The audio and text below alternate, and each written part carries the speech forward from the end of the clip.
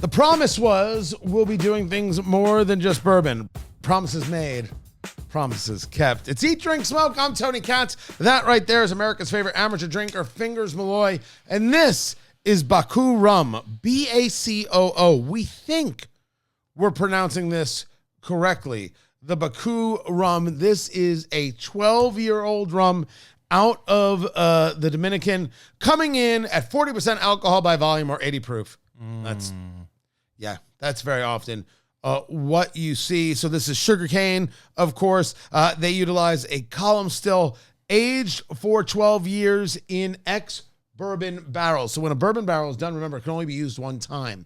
It's used in a myriad of places. It's used for rum. It's used for scotch. It's used for Irish whiskey, Japanese whiskey. It can be used in a multiplicity of places, and that's what they use right here. First things first, this bottle is gorgeous. The label is beautiful, how it marks the 12-year in those browns and in those gold tones. The actual engraving of the bottle is fantastic. And the color of the juice, a little bit lighter in the glass, but still it looks rich. It looks a little syrupy. It's not really a viscous pour. This is not a thick rum by any stretch of the imagination. You like rum. Like you find yourself good with rum in general. I'm fine with it, yeah. Me too. You bring up the bottle, and if you're the type of person that buys liquor to display it, you're absolutely right about how beautiful this bottle is. Yeah, it's fantastic looking. The cork is great. And have you gone nose yet? No, I have not. Go ahead. We should do that.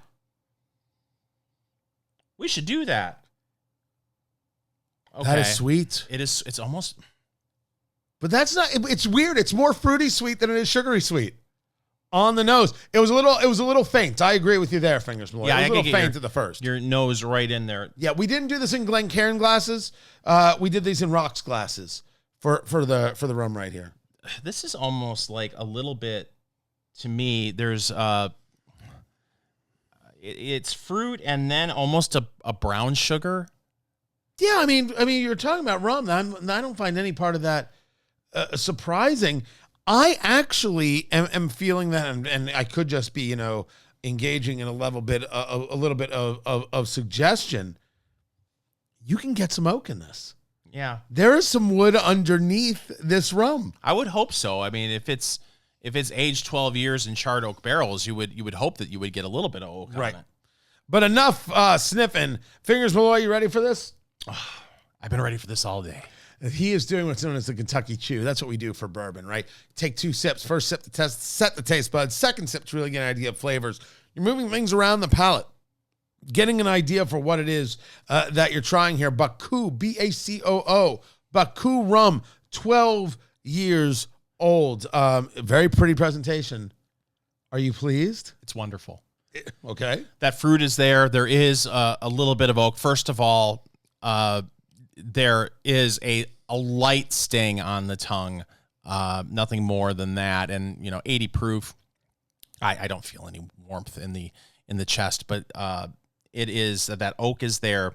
There's a little bit of fruitiness, and I always like to kind of see what other people say about stuff before we review it. And one review, the barrel tap, they mentioned toffee, and there's totally a toffee finish on it.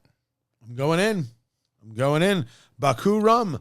12-year-old. Here we go. He's going in, ladies and gentlemen, and he is doing what we like to call the Saginaw Swish, the Memphis Munch, the Chattanooga Chomp. Oh. It's wonderful. It's funny. When you take the first sip, you almost wonder if something bitter happening here. And then you realize that's the bitter end of the dark chocolate.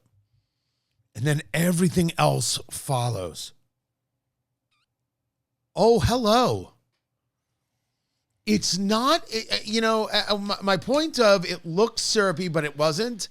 I think that holds true because it's not as overall luscious as maybe one would think of a rum. But, is that happening right there? There's this chocolate. There's this fruity. There is the wood. There is the oak. That's a good finish, too. So what's interesting to me is that good Lord. that hint of bitterness you're talking about, I'm getting that on the finish. Where you're saying you should get it right I got away. Right off the first. That's interesting. I'll do a second sip. You should do that. You should do that for Eat, Drink, Smoke Nation. Look at him. Look what he does for you, people. And I'm telling you, you seem to be really enjoying it. Oh, that's a lot of fun. That is, I now, not being a rum connoisseur, I'm curious what other, oh, that is a good finish. Dang. I don't think my palate's good enough to understand toffee. Is toffee like Butterfinger? Heath. Oh, yeah, I wouldn't be caught dead eating a Heath bar. So I don't know. That's right. Heath bars are terrible. You want to fight me on this? I'm all in. I don't even know who you are anymore. Yeah, I shouldn't say terrible, just not my style. Tootsie Rolls are terrible.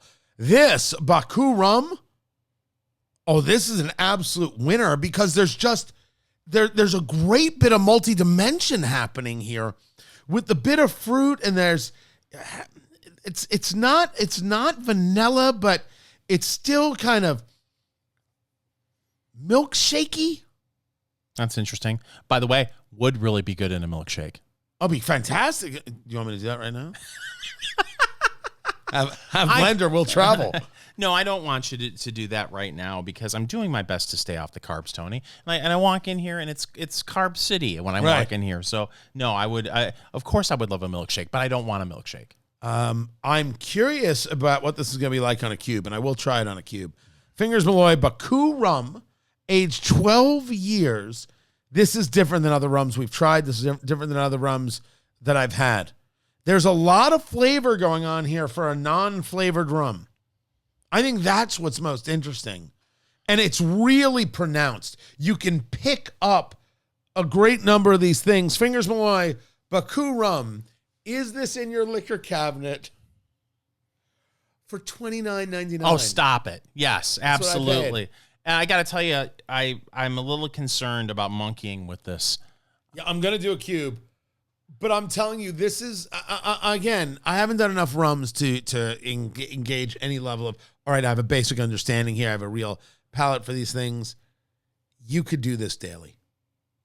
This could be a daily drink. If you have a daily bourbon or something else and you want to mix it up a little bit, because it actually plays a little bit in that space, doesn't it? Yeah, it does to me feel like an after dinner drink if you want something a little screw sweet. That. After work drink, mid-afternoon drink with your orange juice, whatever it is you need.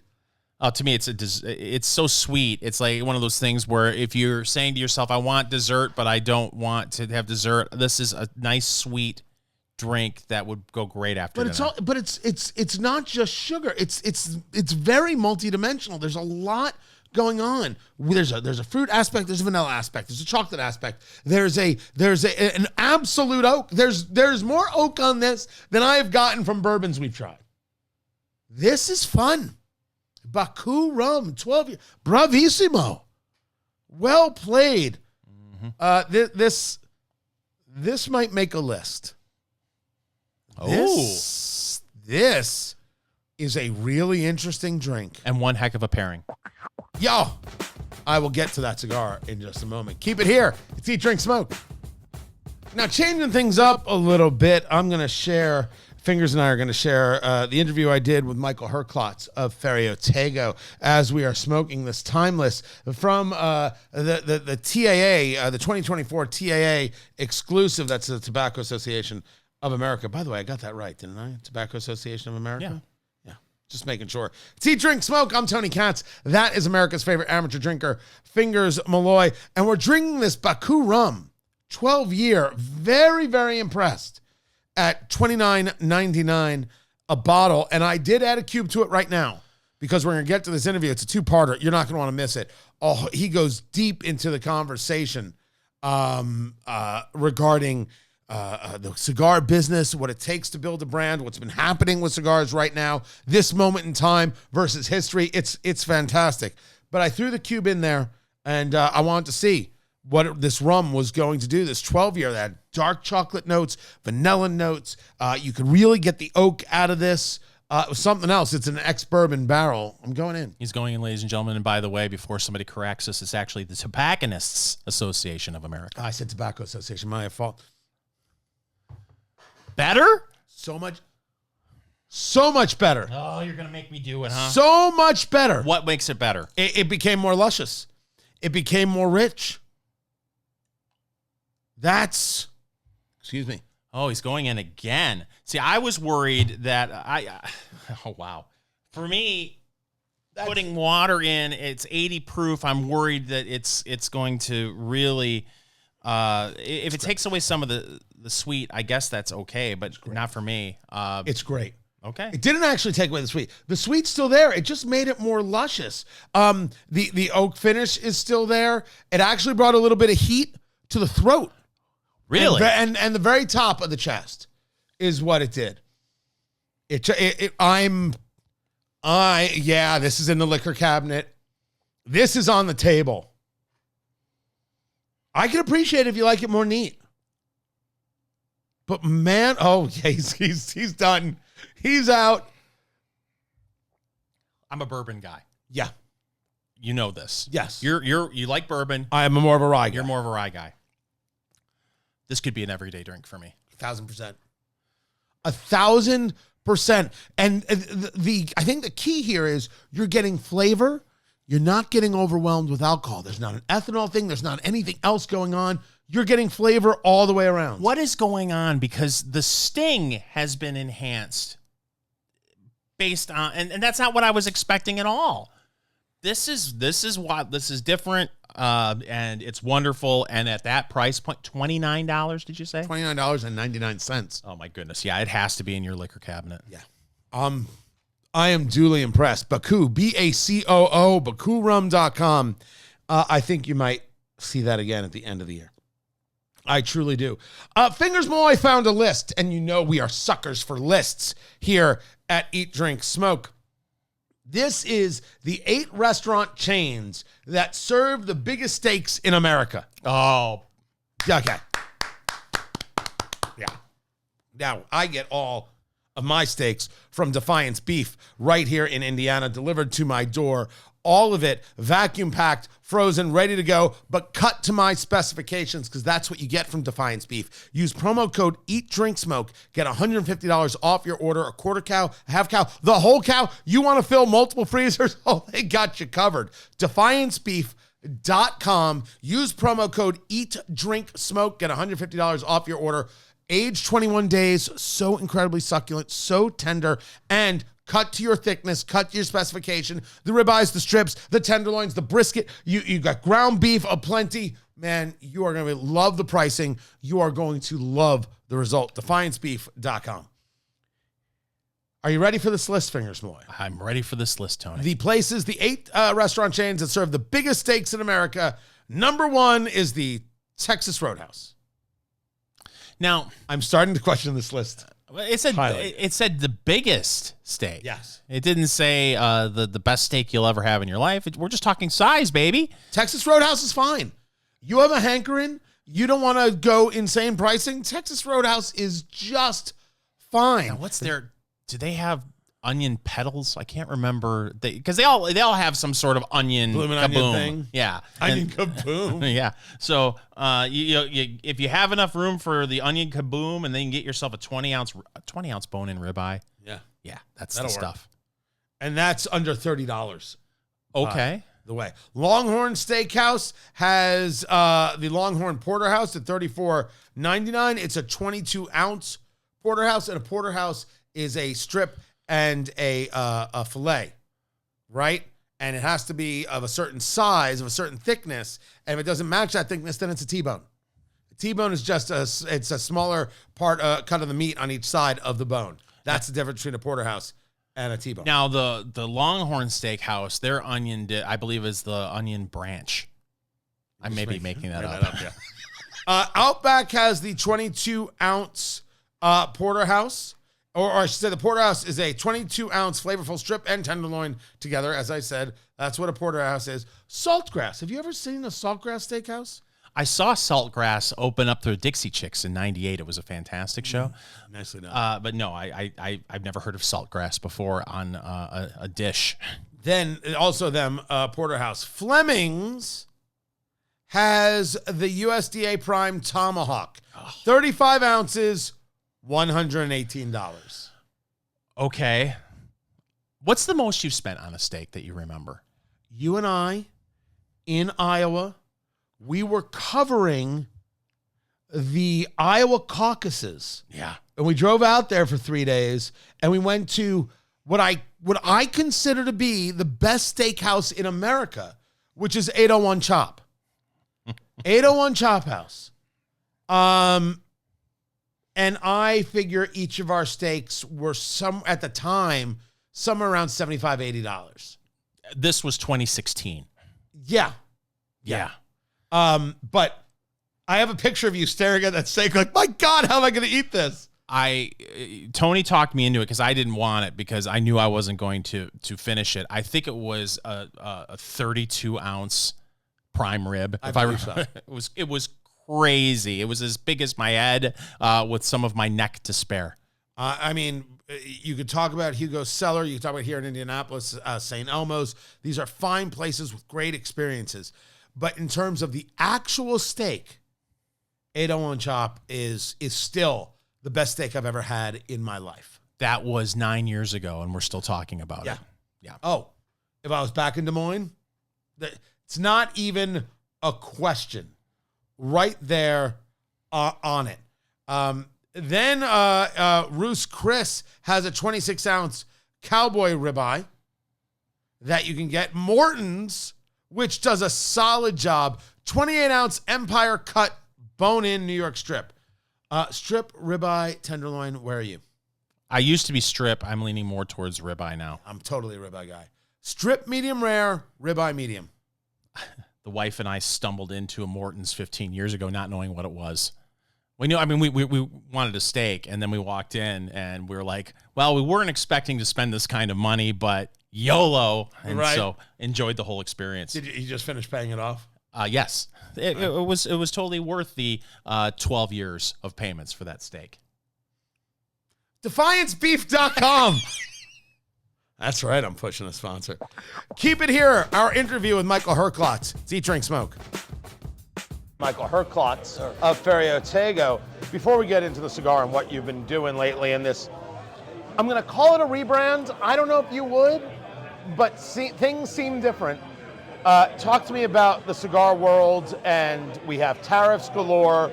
We have a very different economy than we had just a couple of years ago during the boom of COVID. What are we, because cigars were in boom because people had free time and free cash. Yes. What's going on? I've been in the industry 26 years. And I've been fortunate enough to be surrounded by peers who are a generation ahead of me because I got in so young. And so let's say my perspective is a 40 to 50 year understanding of the industry. I can tell you with 100% certainty, there was never a year where anyone said, well, this one was easier. Right. It doesn't exist. So how far back do we want to go to look at the challenges that our industry faces? From, we were never going to get through a smoking, you can't smoke in a restaurant? You can't smoke on an airplane? What are we going to do? You can't smoke in a restaurant? What are we going to do? FDA? What are we going to do? You know what we're going to do? We are going to keep making the best cigars we can make, and we're going to keep delivering them for the best prices that we can, and we're going to do stuff like this, and we're going to find a way to continue to grow and to win. And that's what our industry does. We are the most resilient. We're the most misunderstood. We are the most confusing, but we're the most beloved by the people who enjoy handmade premium cigars. And so we will continue to be resilient. And if it's taxes this year and tariffs the next year and a smoking ban here and a thing there, we're going to fight. We're going to try and educate. We're going to advocate, but we are going to continue to persevere. I'm not discussing that the industry isn't resilient, that people aren't resilient, but this challenge is certainly a unique one because this isn't so much a question of how you find the smoker, it's a question of whether or not the smoker can afford the thing. The prices have gone up. I mean, that's not really undeniable. Some prices have gone up, But when you look at the full landscape of handmade premium cigars, you can still buy a handmade long filler cigar with good flavor and good burn for $5. You can buy lots of cigars for more than that. Even if you look at our portfolio, we are 4 years old next month in market. Understanding how Ferio Tego is Ferio Tego, we have brands that are 10 years old, we have brands that are almost 30 years old. But when you look at the entirety of our portfolio, you can get into Ferio Tego at $7 and you exit at 24. And so even though it's so easy to be consumed by the headlines of $100 this and $500 that, and everything is $50 and up, it's not. And there are such incredible cigars on the market today for $7 and $12 and $15 and $8. You need to find them, and they're out there. Michael Herklots, Ferio Tego Cigars. Those brands that you guys have, coming over from Nat Sherman as you were there, spent a number of years there. It's the first time I ever met you. Yes. Was at the Townhouse.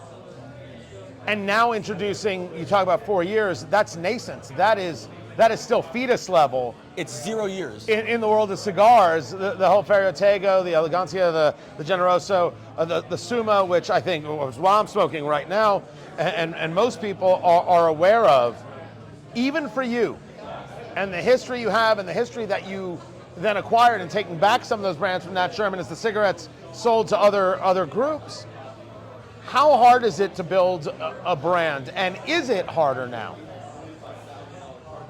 Yes, it's the hardest. It's, if you think of any industry that only gets more mature, it doesn't start over. So you are always, your point of entry is always your point of entry, and that's day zero for you. And even regardless of time served, Right. Ferio Tego is 4 years, which is exactly 0 years in brand years. We just had a little VIP gathering with folks, and I said, think of all the things you love and consume. The cars you drive, the shoes you wear, the clothing you buy, the beverages you drink. How many of those are a brand that's less than 5 years? Zero. How do you become relevant to people who are already in love with the brands and blends that they love? It is a Herculean feat, and you would think it would be the easiest today because it's the easiest time that we've ever had to speak directly to consumers through social media, through all these other platforms, except those very platforms are against us. Our beautiful little craft thing, they're against us. Right. So I would say it is the hardest time ever to create and build a brand in the history of our industry, because our industry is more mature today than it was yesterday. Now that said, we are very fortunate to have time in market that I've had as a person, having the 4 years we've had in market as a brand, having a great distribution partner like Davidoff USA representing us throughout the United States. That doesn't hurt. Having incredible manufacturing partners like Plasencia, Quesada, and Agroindustrias in Honduras. There's also not a lot of new brands that have that kind of foundation. And so that's not to say that it's easier, because with all of that comes higher expectations. Right. So I would say that for every action, there's an equal and opposite reaction. And from a branding perspective, having a start like that comes with expectations that are very difficult to meet, which is why we're doing what we're doing. You know, my background is music. You don't just sit in the studio and record. You have to get out and play, and you have to be live. And you play small rooms and you play big rooms, and you play festivals and you play charity events, and you do whatever it takes for people to hear your music and love your work. Now, and that's what we do. To that end, here you are in Indianapolis, where I live, and thrilled to see you here at Blend Bar Cigar in Indianapolis, Indiana. I forget where you were yesterday. I know you're going to be somewhere else. I forget. Tomorrow. I was in Columbus. Columbus, Ohio. La Chaveta. And you're going to be somewhere else tomorrow. You are on the road. You are out there meeting the people. Are other building brands doing that, or are they just relying on, hopefully they'll have some good posts on name the social media platform that'll still allow them to post, and they might get a hit? I don't know. There was a time when I paid a lot of attention to what other brands are doing. I'm at a moment now creatively, and this is particularly inspired as a musician.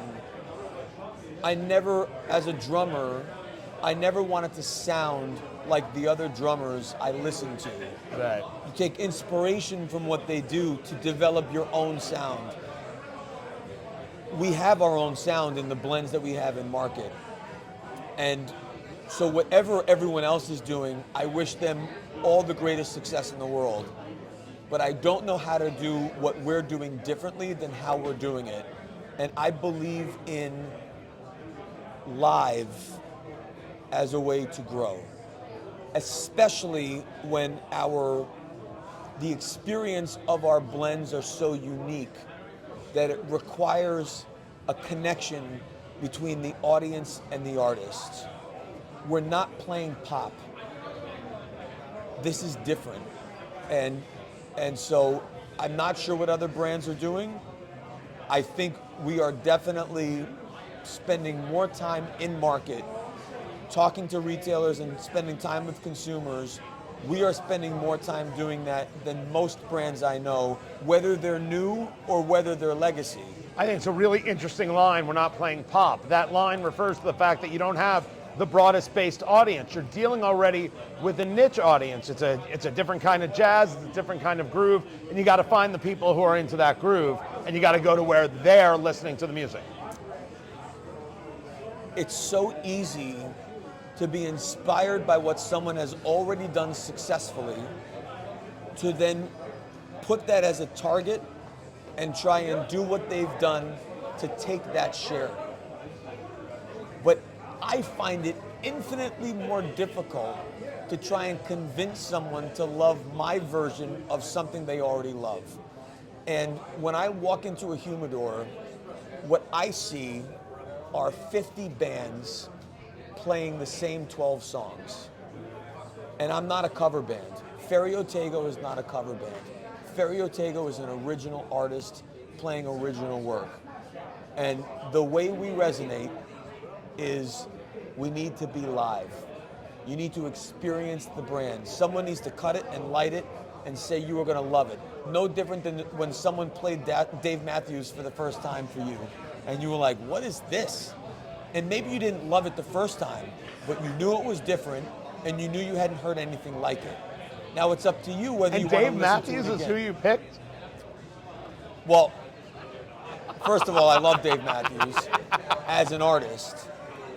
Also, the trumpet player and I went to college together. Oh, okay. But I think he is really emblematic of what original artist is when you look at when he entered the scene. No one sounded like him before, and even though people try, no one sounds like him today, and they are still on tour playing their hits in stadiums across the world. That's what we're doing. We're not releasing new blends every 12 weeks. We're playing our hits because we have hits to play. And we have Metropolitan, that's the original album, dates back to the 90s. We have the Timeless collection from the mid-2000s. And now Ferio Tego is the latest album with 3 killer singles on it, Elegancia, Generoso, and Suma. As much as I would love to be in the studio, we have 12 hits to go play all over, and that's what we're doing. Talking to Michael Herklots of Ferio Tego Cigars. Now talk to me about what we've been seeing with the cigar. I am smoking the Suma right here. It's a Torpedo. I had a Generoso before this, which hit me as a lot spicier, a lot more white pepper punch than I remember. Did Ferio Tego go through a reblend? So Elegancia and Generoso, we reapproach annually. They are not core. So we started with the 2021, then we released Elegancia Generoso 22, 23, and this year 2024. Each approach to those experiences are like a winemaker approaches Chardonnay and Cabernet. Not to replicate the previous vintage, but to make it, again, the best they can. That is specifically the approach with Elegancia and Generoso, and that gives us some creative flexibility with those two blends. With Ferio Tego Suma and all of Timeless and all of Metropolitan, those are core. And so those are designed to be replicated this production to the last production. So even though a tobacco might change, we are adjusting the blend so every time you light those cigars, they are replicative of the last time you had it. Elegancia and Generoso, we take a more vintage approach, a winemaker's approach, to letting each year have a little bit of uniqueness to it. Talk to me about what we're seeing out of Nicaragua, out of the Dominican, out of Honduras. How is that going? You know, if we're talking about having a little bit of change to things, the terroir changes, the soil, the experience, how things are aging, what's available, what isn't, especially when you're talking about working with some of the biggest tobacco farmers and producers that you deal with. Has it been a challenge considering the amount of people who tried to get in cigars during COVID thinking that this was going to last forever, which nothing lasts forever? Yes.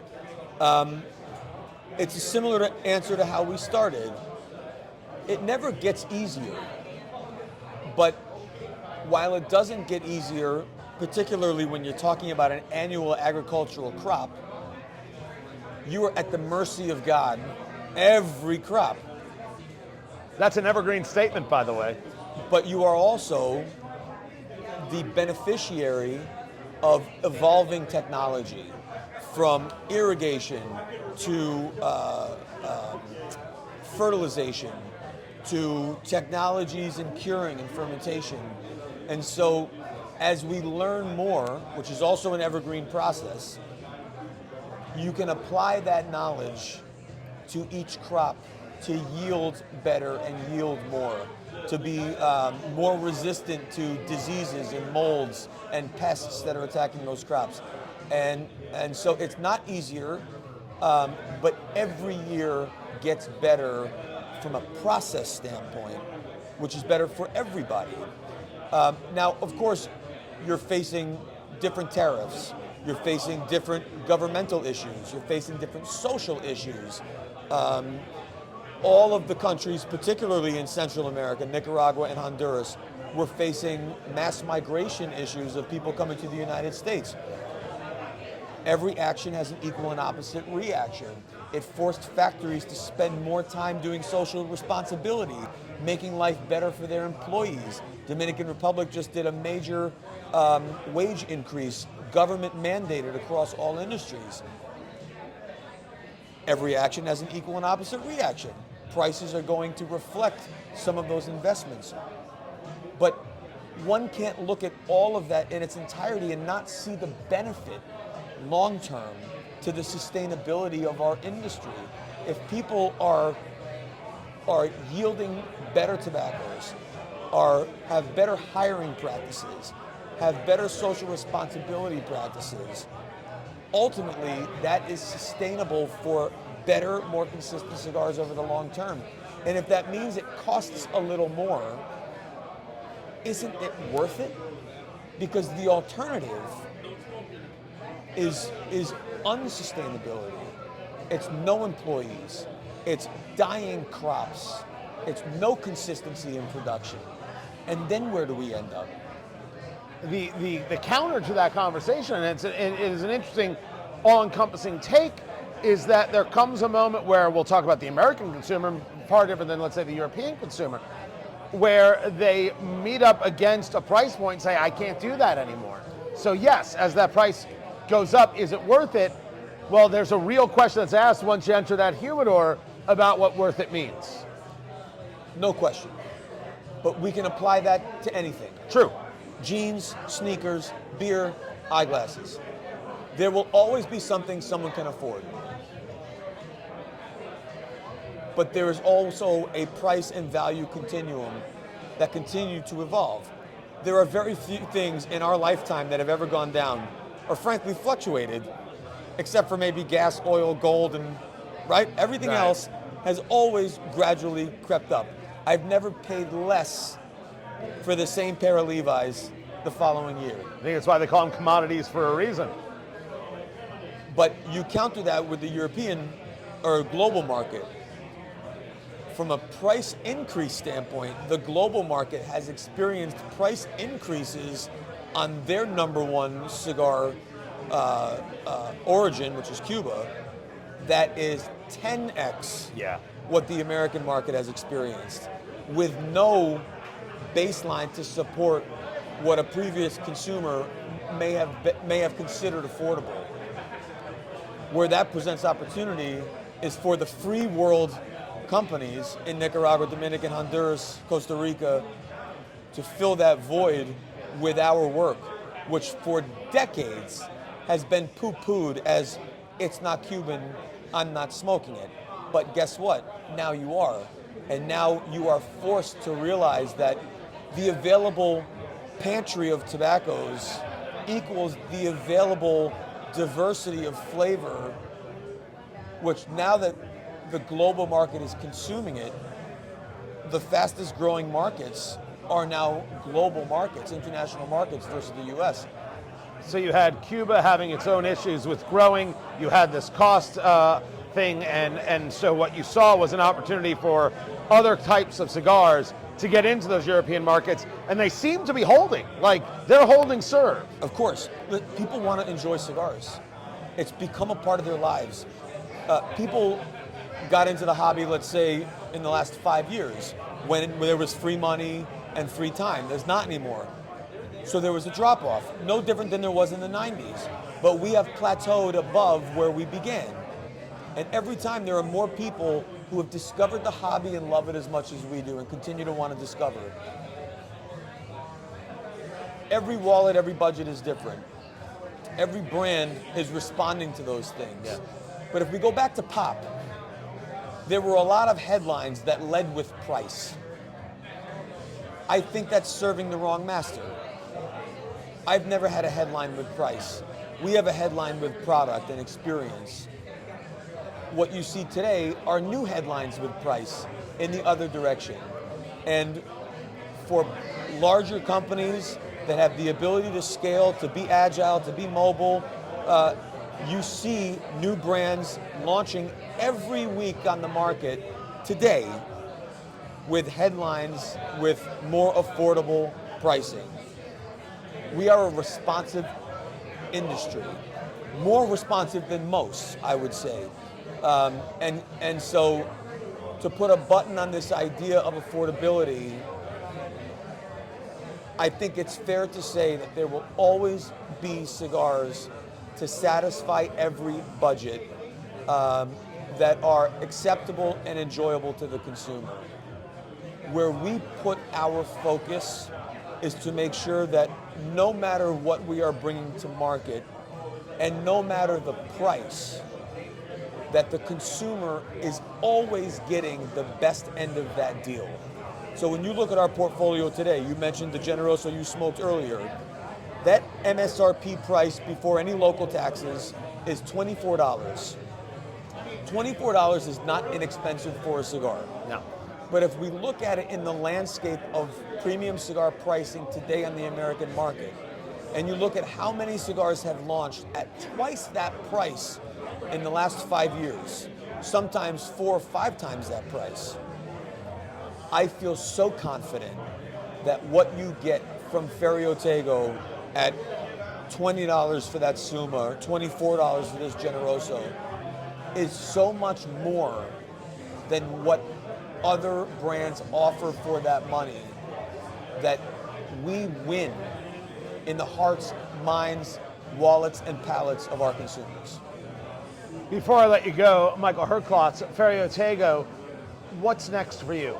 You talk about playing the hits, you talk about doing these things that you do, but musicians still do, when the tour is done, they sit down with their notebook and they're like, I've got an idea that's in my head. Yes. I've got a lick that I've been that's been swimming. I've got a lyric that I just got to find other lyrics for.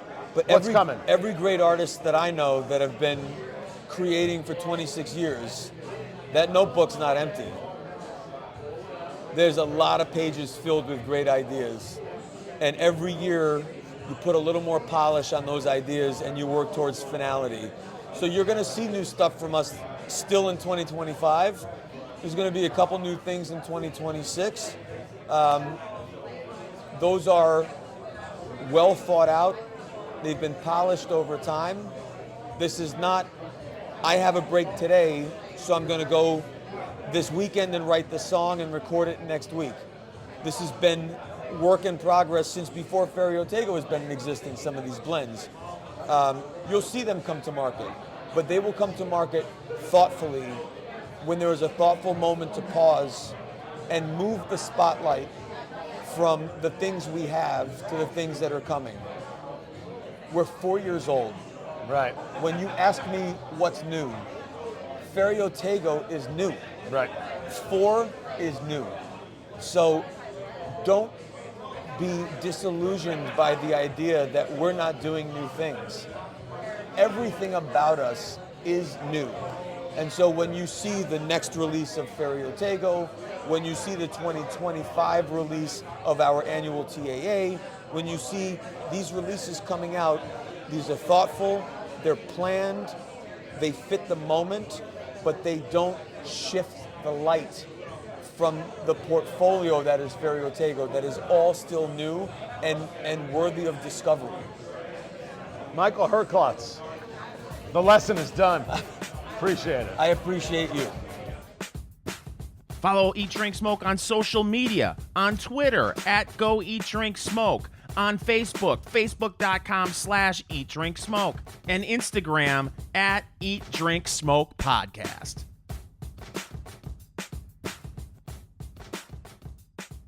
Hey, you made it all the way through to the end of this video. We're proud of you. You should watch more of our videos. Make sure you subscribe right there to Eat, Drink, Smoke, wherever it is you get your videos, on YouTube, on Rumble, and don't forget Instagram, Eat, Drink, Smoke Podcast, where we've got the shorts and some very cool things going on.